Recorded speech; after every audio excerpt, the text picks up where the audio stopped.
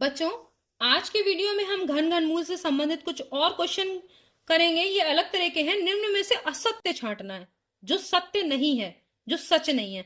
देखिए, 0.064 का घनमूल 0.4 है, बिल्कुल सही है। क्यों? क्योंकि 64 64 4 का घन होता है, तो 64 का घनमूल 4 हो गया।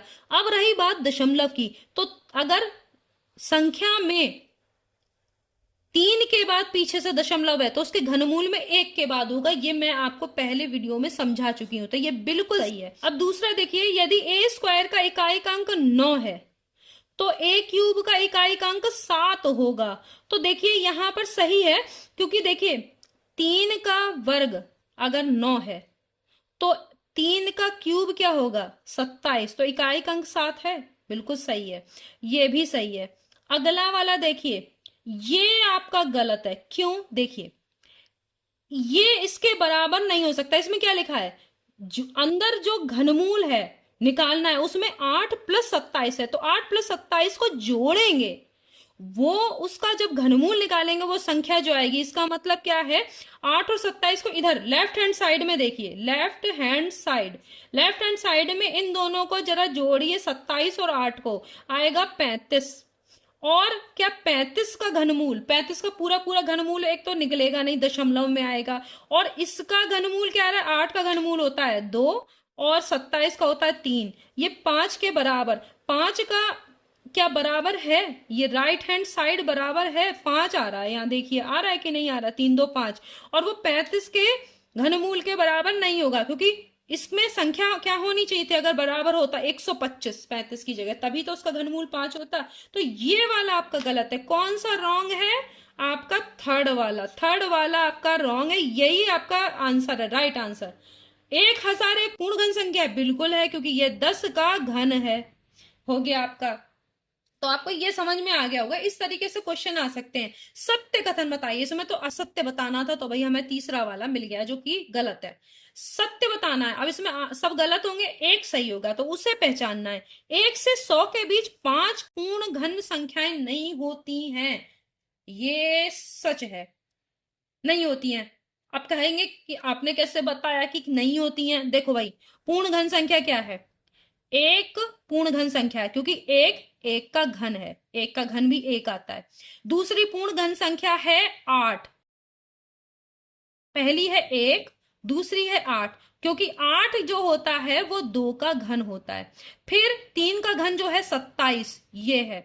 फिर 4 का घन 64, 5 का घन 125 हो गया, जो 100 से ज्यादा है। तो आपकी 1 से लेकर 100 तक कौन कौन सी घन पूर्ण घन संख्याएं आई?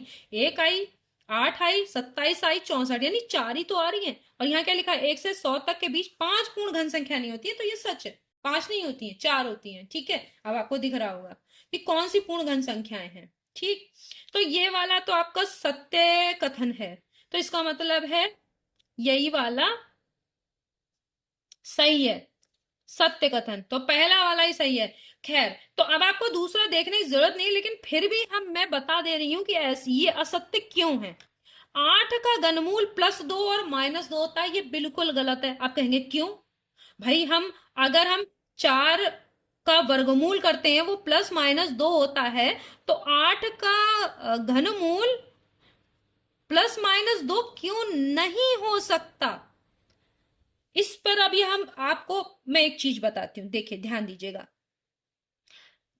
प्लस की संख्या का घनमूल हमेशा प्लस निकलेगा, और माइनस की संख्या का घनमूल हमेशा माइनस निकलेगा। ऐसा इसलिए, देखिए, -2 का घन करेंगे तो -2 मल्टीप्लाइड बाई -2 मल्टीप्लाइड बाई -2, तो ये -8 आएगा। इसका मतलब यहाँ 8 का घनमूल केवल +2 होगा, -2 नहीं होगा, क्योंकि -2 का घनमूल -8 आता।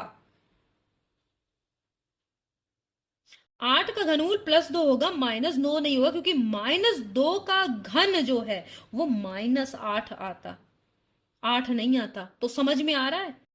तो आपका इसमें क्या होता है? वर्गमूल में -2 का भी वर्ग करेंगे, यानी -2 गुणा -2, तो -2 बार आ रहा है तो वो प्लस हो जाएगा, तो दोनों का ही जो वर्ग है वो 4 होगा। +2 का वर्ग भी 4 और -2 का वर्ग भी 4, इसलिए दोनों का वर्गमूल 4 का वर्गमूल +2 भी हो सकता है, -2 भी, लेकिन घनमूल में ऐसा नहीं हो सकता। 8 का घनमूल केवल और केवल +2 होगा, -2 नहीं होगा। अब आपको समझ में आ गया कि ये गलत क्यों है। ठीक, ऋणात्मक पूर्णांक का घनमूल नहीं होता।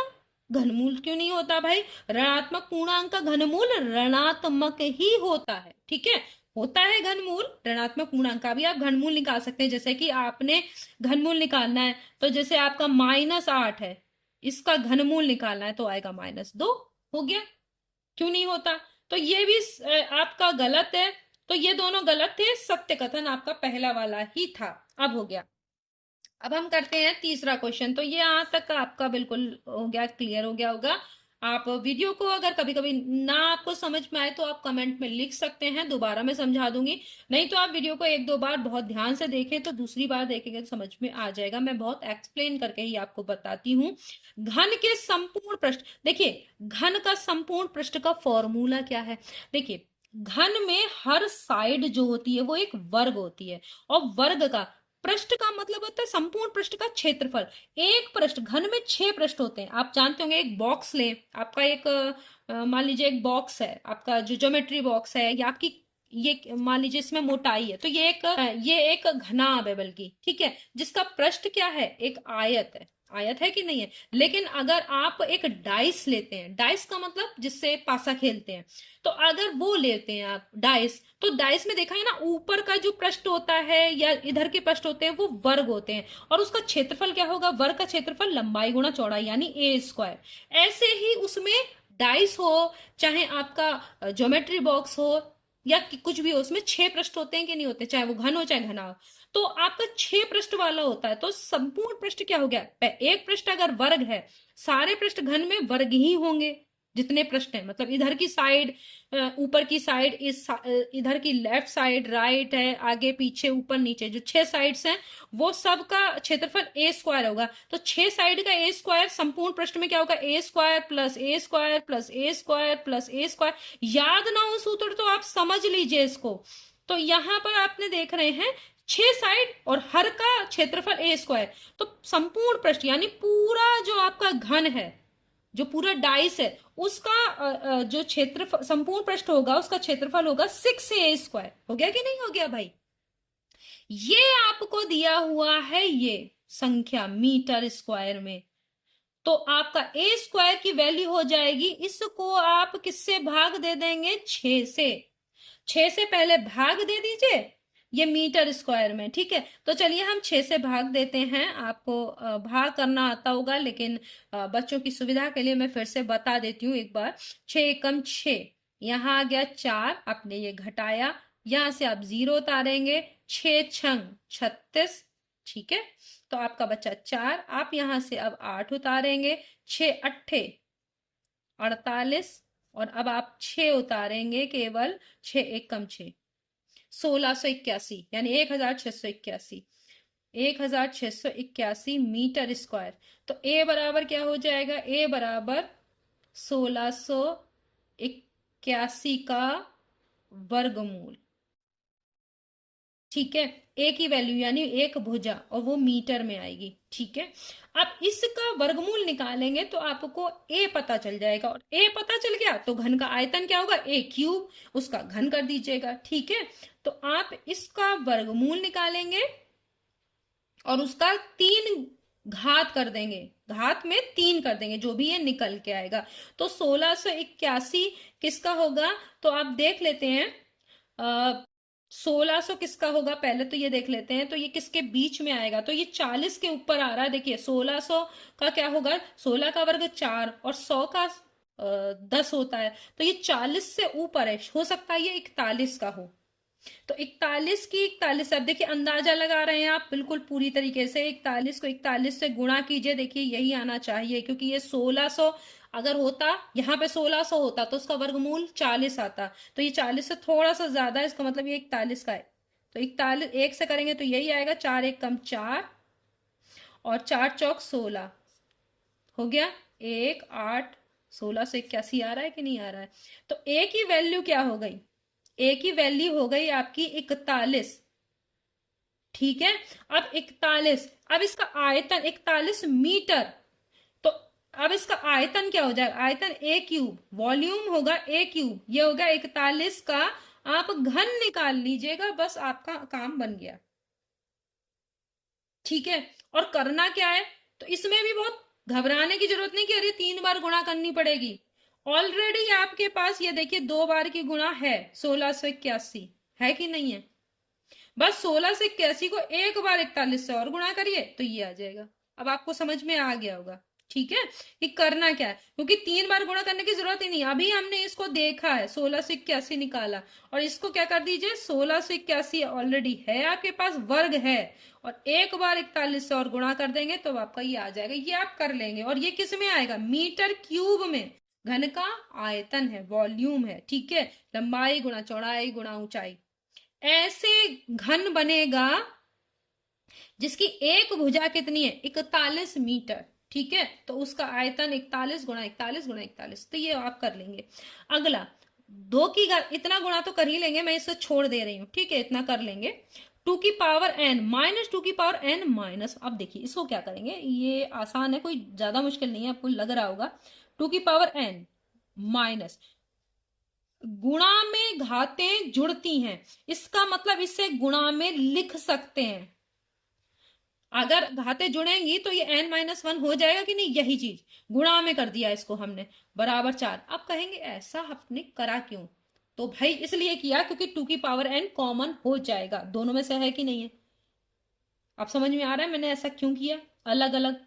इसमें से 2 की पावर n कॉमन ले लीजिए, इसको हटा दीजिए, कि इसको ध्यान दे दीजिए, आप केवल लेफ्ट हैंड साइड को सॉल्व करें, क्योंकि यहाँ तो 4 है, ऑलरेडी सॉल्व है ये, इसमें कुछ नहीं करना है।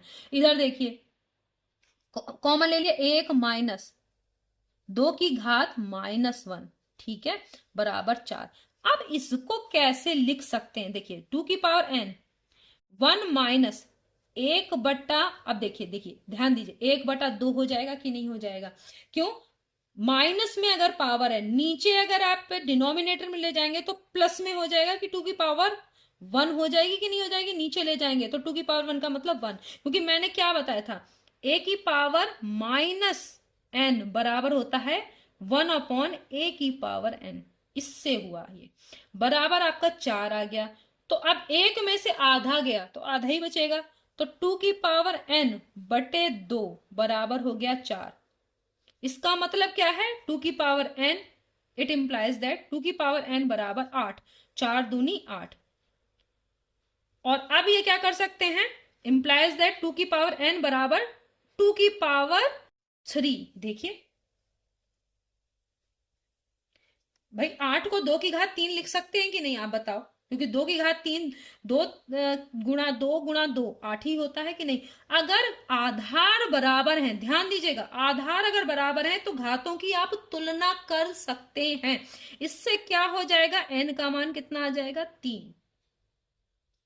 n का मान 3 आ गया, ध्यान दीजिए, इतना आपने निकाल लिया। अब आपका क्वेश्चन था ये, इसको देखिए, ये क्वेश्चन इसमें लिखा है, ये आपने n का मान 3 निकाल लिया, तो n की पावर n का मान क्या होगा? तो इसका मतलब आपसे पूछा क्या गया है? पूछा गया है 3, n की पावर n का मतलब है 3 की पावर 3, इसका मतलब 3 की पावर 3 कितना होता है? 27। ये आ गया आपका आंसर, कितना आसान था, n निकाल लिया आपने, और n की पावर n का मतलब 3 की पावर 3, 27 हो गया। 3 की पावर 3 यानी 3 का घन, 3 का घन 27 होता है, हो गया। तो आपको ये घन घन मूल पे मैंने काफी सारे आपके वीडियोस बना दिए हैं, 12 वीडियोस हैं, देखिए आपको लिख भी रहा होगा पार्ट 12, और उसके अलावा भी घन और घनमूल से संबंधित वैदिक के कुछ 3-4 वीडियोस मैंने और डाले हैं, तो करीब आपके 15-16 वीडियोस पड़े हुए हैं, जिससे कि आप घन घनमूल को आप बहुत सारे मैंने क्वेश्चंस करा दिए हैं। नेक्स्ट वीडियो में हम दूसरा चैप्टर लेंगे, घातांक और करणी।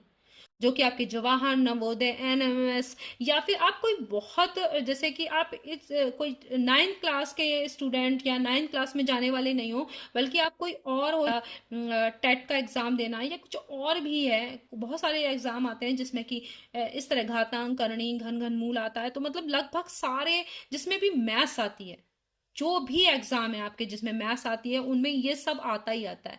तो हम अगला चैप्टर हम शुरू करेंगे नेक्स्ट वीडियो में, घातांक और करणी। तब तक के लिए धन्यवाद।